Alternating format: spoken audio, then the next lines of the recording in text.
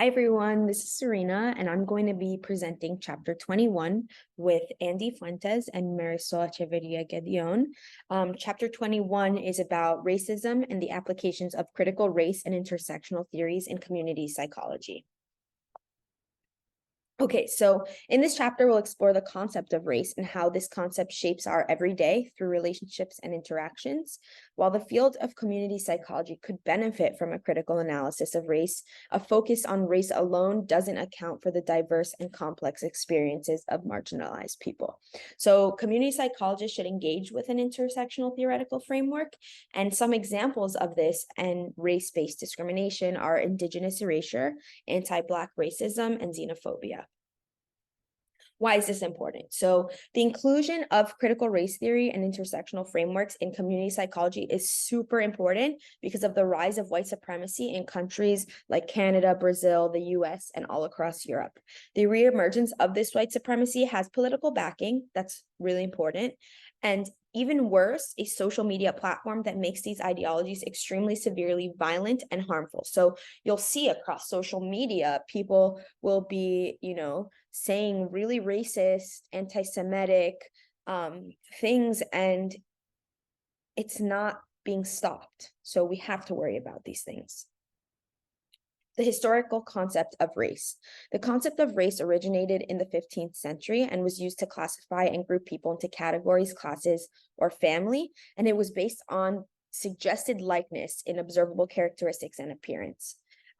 Race soon became a symbolic construct that hierarchically orders groups of people, and racial hierarchy was a tool of colonization used to differentiate the Western or white man. Critical race theory. What is it? Critical race theory was informed by activists and scholars who recognized the harmful effects of racism in American society. And the theory was inspired by African American struggles and intellectual tradition in the post-civil rights era of the 1970s. Other influential social movements that inform critical race theory include the Black Power and Chicano movements of the 60s and 70s, and critical race theory benefits from the insights made in the fields of critical legal studies and radical feminism. And it was developed by African American and other radicalized law students in the US who were super frustrated by the absences of race analysis in the areas of their learning. The tenets of critical race theory. So 3 of the 6 key beliefs underlie critical race theory. 1 is racism has been normalized and it hurts our institutions and interactions. Racism is an ordinary part of life and experiences for people of color. So every day, people of color are experiencing racism. Race and the races are social constructs that are the product of racial ideologies and relations. They are not biologically determined, and while people have similar physical features that come from common places, these traits do not determine intelligence, personality, or moral behaviors. No person has a singular unidimensional identity. So there's a quote I really like that everyone has potential conflicting, overlapping identities, loyalties, and allegiances. So for example, a South Asian man may also identify as queer. A Muslim woman may be Black and identify as an immigrant. Intersectionality. Intersectionality is a theoretical framework emphasizes the systems of oppression such as racism, classism, misogyny, heteropatriarchy, and ableism, among others. An intersectional framework helps us better understand these multi-layered social divisions and complex manifestations of discrimination and oppression. It centers these realities and multiple social identities of marginalized people at the individual, community, societal, and structural levels of analysis. Intersectionality is a political framework and serves as a call to action to dismantle various overlapping systems of oppression. I'm going to hand it off to Marisol. All right, to start this off, I am going to talk about different specific examples that demonstrate the continued relevance of the CRT and intersectional analysis in the contemporary moment. To start off, we're going to talk about Indigenous erasure. Erasure refers to the intentional efforts to deny and erase the history, culture, and rights of Indigenous people. To give a little historical context, so white supremacist logic led to the idea of terra nullius, considering Turtle Island, present-day North America, as an empty land, and this justified European colonization. Now, this was known as the largest Holocaust that the world has ever known. Only 2 to 5% of the original 70 to 100 million indigenous people survived. European colonization brought about the doctrine of domination and the erasure of indigenous history. There were intentional acts of germ and physical warfare. This resulted in the death of a significant portion of the indigenous population. The Indian Act as well encourages assimilation and dissolution of indigenous structures. Violent state interventions, including kidnappings, forced enrollment in residential schools, aimed to eradicate indigenous culture. Ramifications of the Indian Act continue to have lasting effects nowadays, including limited access to safe water and land for many indigenous communities and lack of justice for missing and murdered indigenous women and girls. Indigenous land is also often destroyed for corporate gain, further perpetuating the erasure of indigenous rights. Now we're going to talk about anti-Black racism. This is characterized by pervasive stereotypes and discrimination against people of African descent. In Canada specifically, anti-Black racism is often subtle, but deeply entrenched in institutions, policies, and practices. Their reputation for comprehensive human rights can mask the systemic nature of anti-Black racism. But in reality, instances of police violence in Toronto reveal racial disparities, with Black individuals more likely to be injured or killed by the hands of the police. Anti-Black racism underlies the legacy of the current social, economic, and political marginalization of Black people in Canada, as well as other countries. There are high rates of poverty, incarceration, and poor living conditions. There are also higher rates of chronic diseases, substance abuse, and prolonged stress. Despite Canada's international image, the reality of anti-Black racism continues to marginalize Black communities within the country. Now we're going to talk about xenophobia. This is basically the dislike of or prejudice against people from other countries. In the book Orientalism, published by Edward Said, he criticized the way in which Euro-Western racial formations informed the perception of Arabic, South Asian, Muslim, and other brown people as barbarians and liars who were viewed in suspicion. After 9/11, a war on terror translated into a perceived war on Islam, leading to a rise in anti-Muslim sentiments and hate crimes in countries like Canada and the US. Islamophobia, or the negative attitudes and practices toward Muslim people and Islam, encompasses racial, ethnic, and religious discrimination. Mexican communities seeking migration to the US face virulent anti-Mexican sentiments, including detention centers and the proposed border wall in the South. An intersectional analysis reveals that the interconnectedness of indigenous peoples throughout the Americas. So historically, there was no separation between North and South America or the first and third world countries. They would just roam around freely. Asian communities also have been historically used for cheap labor. They have faced anti-immigration sentiment and the Yellow Peril rhetoric. Acts like the Chinese Immigration Act of 1855 and the Chinese Exclusion Act reinforce discriminatory practices. Lastly, we're going to talk about the critiques of and debates within CRT. So there are different subgroups that scholars have formed based on specific racial or ethnic communities, such as Asian American, Latino, and queer contingents. These subgroups have their own areas of focus and priorities within CRT.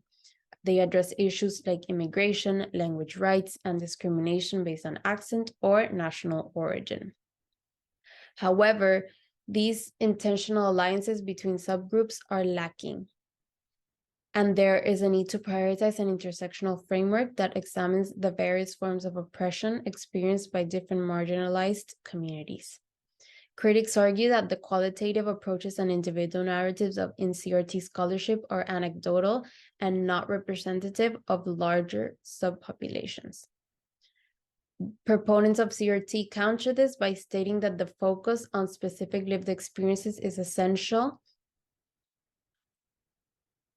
to capture the nuanced and specific experiences of racism faced by racialized groups. Multiculturalism in Canada presents the country as a civil, inclusive, and diverse society that celebrates cultural diversity. However, this discourse often overlooks the historical conflicts and exclusion of racialized and Indigenous people in discussions about multiculturalism. The rhetoric of multiculturalism allows for the silencing and minimizing of experiences of racist violence. Canada's participation in colonial projects and institutionalized racism continues to disadvantage Black and Brown communities nowadays.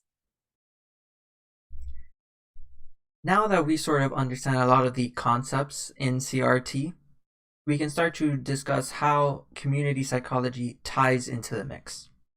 So to start off, community psychologists claim that community psychology has a lot of respect for diversity and inclusion and consider them to be core community psychology values and principles. This is very important in the lens of CRT, as CRT is all about establishing a theoretical framework for identifying causes or sources of discrimination, marginalization, etc. CRT and intersectionality serve as an iterative framework for assisting researchers to remain conscious of racial inequity and intersectional marginalization within research and practice. And so the idea is a lot of CRT activists sort of hope that community psychology research would take a deeper dive into these sources of marginalization as well as discrimination, because they sort of claim that a lot of current resource go over issues of diversity, but because they don't really search for the sources of discrimination and racism and things of that matter, they're sort of not utilizing the theory to its utmost value. So, with that in mind, how do we apply CRT to research? Well, there are a handful of studies that attempt to apply CRT to community psychology. One example attempted to empower Indigenous groups through community cultural development. So what is community cultural development? Well, the idea is you take a community, the people who are Indigenous or who all share the same ethnicity, and you sort of just allow them to experience other cultures, other activities, other things of that nature that don't have to do with themselves, but so that they can experience it, accept them, learn about them, things of that nature. So one case study concerning Latino American immigrants found that educational institutions can sometimes work under a guise of meaningful participation and cultural inclusion. This study sort of highlighted the fact that sometimes parents, for example, can advocate for certain policies within their schools or advocate for their child. And sometimes these organizations, these educational facilities, will take what they are saying and come up with their own strategies for implementing their ideas that doesn't really involve what they were trying to accomplish. So that's what it means when they say work a guise of meaningful participation. They sort of collect their thoughts, they include them in the discussion, but once the actual policy change comes out, their voices aren't really heard. They come up with their own solutions, and they sort of just, they don't really include the strategies, and they don't really include the parents in the decision-making process, but rather only in like the discussion element, right? So it seems as if they're being inclusive, but it's not really being implemented the way they expect. Another part of community psychology research is that the understanding of culture should be placed within critical frameworks that examine the dynamics of the social reproduction and contestation of inequality. So the idea is we should attempt to confront inequality, and we should sort of understand the differences between certain races and ethnicities and how we can sort of minimize those differences so that everyone's on a fair playing field. Another study conducted by Park et al. in 2016 attempted to test CRT's assumptions in a practical setting through the Big Brothers Big Sisters program. So this program essentially took a bunch of kids and they put them into a mentorship program. And what they did was they took some of the mentees and they put them with adult mentors that were either of the same ethnicity or different ethnicities, right? And so this sort of cross match of ethnicities, they started with the hypothesis,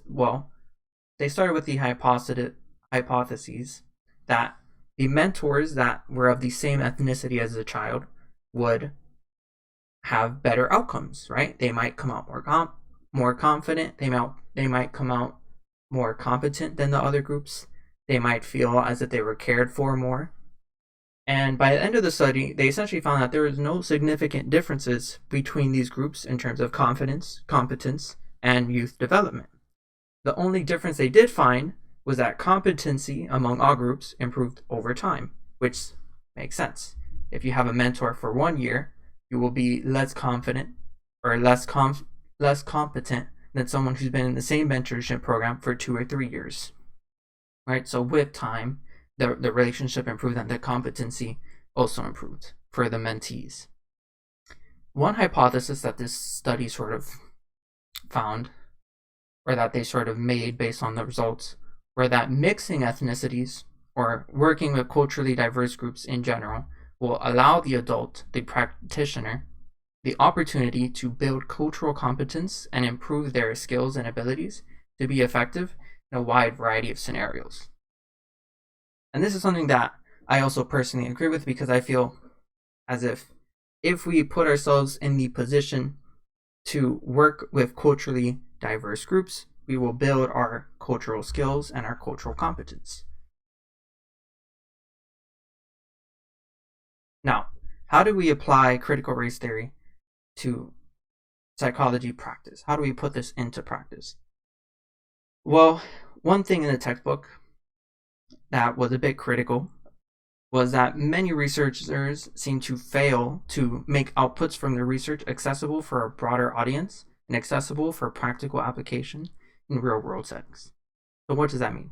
Essentially, a lot of the research that community psychology researchers and psychologists have been conducting aren't comprehensive for the average person, right?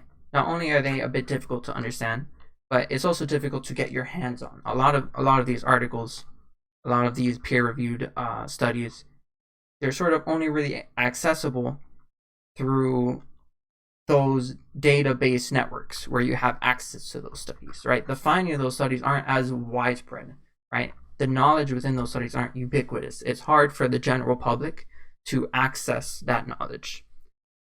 And so one criticism from CRT is that these studies should be made more verbal and they should be more accessible. CRT can be applied to group model building methods to address social and health issues. So the idea is that CRT will provide the framework for analysis and understanding how race and racism are ingrained in social structures, and then community psychologists can take that framework and sort of attempt to attack the issues at the source, if that makes sense. Another thing that CRT offers to community psychology is a narrative-based approach that incentivizes community discussion and involvement when deciding how to combat a particular social and health issue. So instead of just looking at the data, instead of just looking at the statistics, we can hear the anecdotes from the people themselves, and we can sort of develop a narrative of what they are experiencing. And then we can use that as a basis to center around the action that you might take as a community psychologist. Now, how else might you apply it? Well, fostering a sense of agency and solidarity, engaging in resistance, and transforming systems of oppression are processes that help to achieve wellness on multiple levels that are congruent with a call for social action among counseling psychologists. So the idea is, these are sort of the factors, these are the attributes that we want to manifest as a counseling psychologist when working with diverse groups of people. And so there was one article that attempted to apply CRT through the concept of radical healing. You see the word radical, you might think it's something crazy, but it's fairly simple. Radical healing is defined as being able to sit in a dialectic and exist in both spaces of resisting oppression and moving toward freedom. So a dialectic is essentially just having an inner dialogue with yourself, where you're taking an issue and you're debating it with yourself from two different perspectives. And so I wrote down this note here where it says radical healing sort of attempts to teach the person learning it to avoid either extreme. And if you look at this little diagram here, the idea is that you would want the people who are in need of radical healing, right? Maybe the marginalized people, to both envision the perfect life, the ideal life, where they are liberated and there is fair justice. And you also want them to sort of be aware of the current systems of oppression and hate and their unfortunate circumstances. But the reason why I put the reason why I emphasize avoiding either extreme is because while you should look to the future and while you should look to the past, you must live in the present. And that's what radical healing attempts to achieve, right? If you look into the bubbles, it says there is radical hope, there is emotional and social support, there is strength and resistance, there is critical consciousness, there is cultural authenticity and self-knowledge. And so the idea is you are both aware of the future you are trying to reach and you are aware of the obstacles you are trying to overcome. But if you tunnel vision too hard on either end, on either extreme, you'll never be able to heal. If you're constantly worrying about the future and imagining the perfect future, you're not working towards that future. And if you are constantly feeling upset due to the chip on your shoulder, or you're constantly overwhelmed by oppression or whatever obstacles you are facing, you won't be able to move forward, right?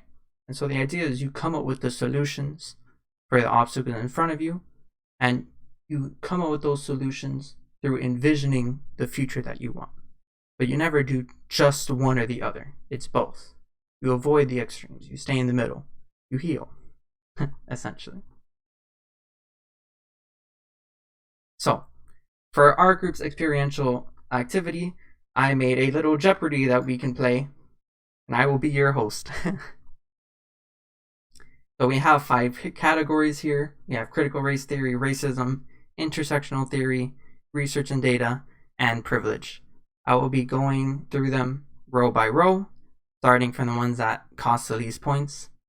If you want to play along, be my guest. Make sure you pause after I ask every question. I will give you 1 or 2 seconds for you to pause, and then I will read you the answer. So, let's begin. Critical race theory for 100. This theory examines how societal structures and power dynamics perpetuate racial inequality and oppression. So, for example, this is when you would pause. I'm going to leave the theme song playing for the rest of my presentation to hopefully match the questions that I'm going to be asking you. So, I hope you have your answer. Oh. What is critical race theory? The 100 question. So now we're going to move on to racism for 100. What is the belief that one racial group is superior to others, leading to discrimination and prejudice? Feel free to pause. What is racism? So you would add another 100 points if you got that one correct. Intersectional theory for 100. This term refers to the concept that recognizes individuals can experience overlapping forms of oppression or discrimination based on their intersecting identities, such as race, gender, and class. What is intersectionality? Research and data for 100. This concept in critical race theory highlights the idea that knowledge and research are not objective or neutral, but rather shaped by the researcher's social position and lived experiences. What is standpoint theory? So in the research and data section, I will be giving you guys some fun facts, so don't feel bad if you don't get them correct. But these are just interesting things to know. Privilege for 100. A special right, advantage, or immunity granted or available only to a particular person or group. as you might have guessed from the category name, what is privilege? You are absolutely correct. So now we're moving on to the next row. Critical race theory for 200. Critical race theory was formed by, and this doesn't have to be a specific answer, but what is CRT was formed by activists and scholars who recognize the harmful effects of racism in American society. There are a plethora of activists and scholars who formed the theory. No need to be specific for this question. Racism for 200. This term refers to the unjust or prejudiced treatment of individuals based on their ethnicity or national origin. Feel free to pause. What is ethnic discrimination? Discrimination is just fine, but if you want to be a bit more specific. Intersectional theory for 200.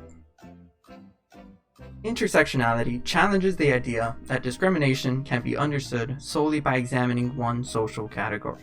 It emphasizes the importance of considering the intersections of different social identities. Name at least 3 social identities that could intersect in the context of intersectionality. There are a variety of answers, but here are some of them. Examples include race, gender, sexual orientation, socioeconomic status, disability, age, and religion. So if you said, what is race, gender, and sexual orientation, you would be correct. Feel free to add those 200 points to your list if you're keeping track. Alright, research and data for 200.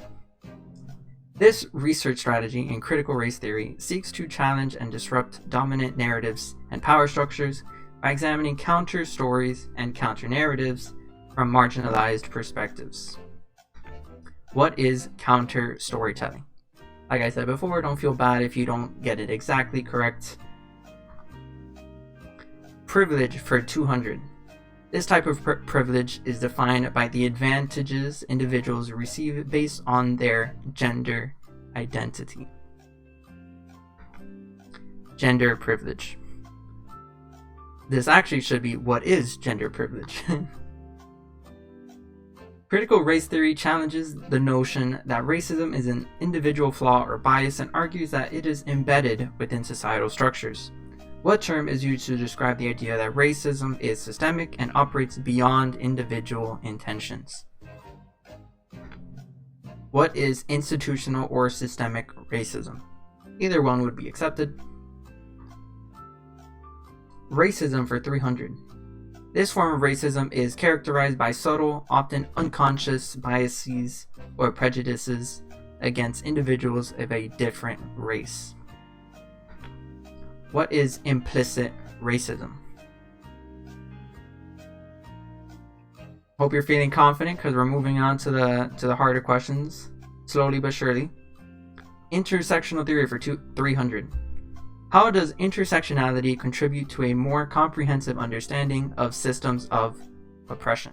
So for this question, you can obviously give a variety of answers. Here are some examples. What is the acknowledgement that systems of oppression are complex and interlocking, considering how various social identities intersect to shape individuals' experiences of marginalization and privilege? So anything along the lines that it helps to understand how complex oppression is and how various social identities play a role in understanding that oppression. Research and data for 300. This approach to research aims to challenge and disrupt traditional power structures by centering the perspectives and experiences of marginalized communities. What is participatory action research? Read that one before. Privilege for 300. This concept describes the ways in which societal structures and institutions cater to the needs and experiences of dominant social groups. Feel free to pause. What is systemic privilege? You can kind of see the trend going on in the 300 section. Okay, critical race theory for 400. The second hardest category. Critical race theory emphasizes storytelling and counter-narratives as important tools for understanding and challenging racism. This term refers to the process of sharing personal stories and experiences to shed light on racial injustices. What is storytelling or narrative analysis? Racism for 400. This term refers to the systemic mistreatment, discrimination, or exclusion of individuals based on their race. What is racial oppression? Intersectional theory for 400. Intersectional theory not only focuses on multiple social identities, but also recognizes the structural power dynamics at play. It emphasizes the experiences of marginalized groups facing intersecting forms of oppression. Provide an example of a specific issue or context where intersectionality can help in understanding and addressing social inequalities. So, this is an example question. You might give a variety, but here are some examples.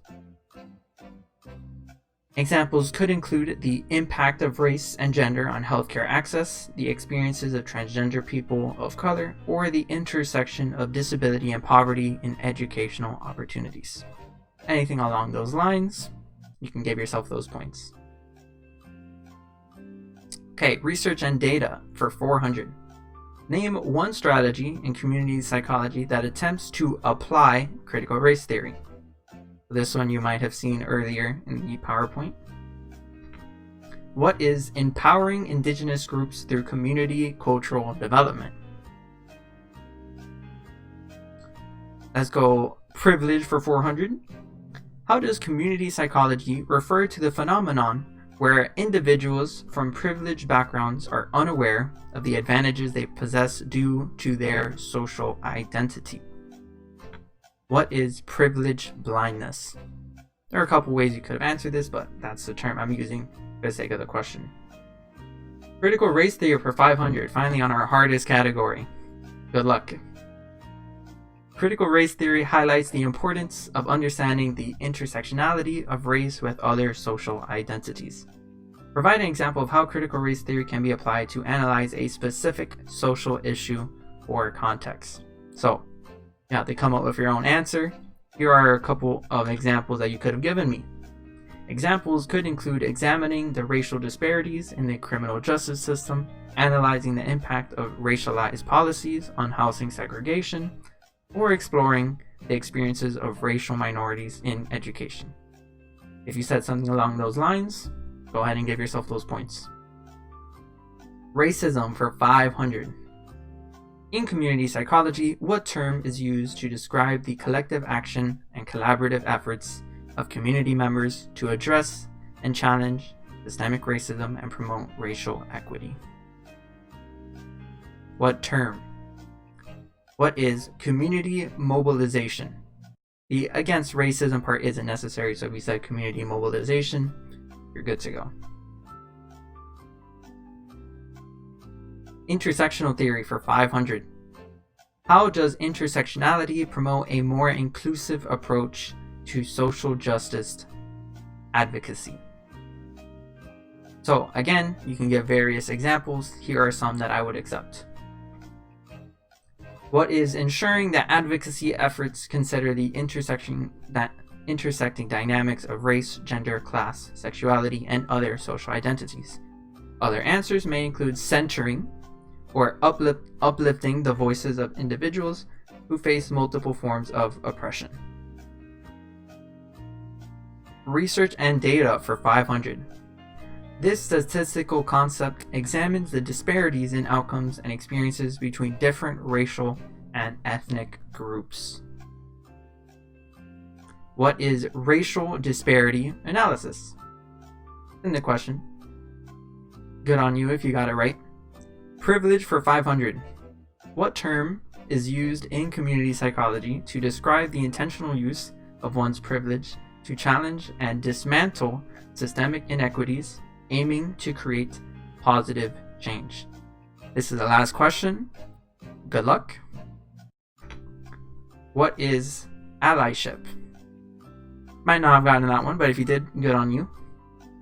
There are a couple different words you could have used for this question.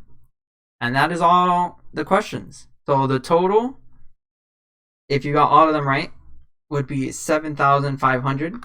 So you can compare how well you did. Just put your answer out of 7,500 and that's how well you did. but the max is 7,500. Here are some key terms in case you are interested, or in case you didn't quite catch the definitions as we were explaining throughout the PowerPoint. And here are our references. Thank you for watching, and I hope this was useful.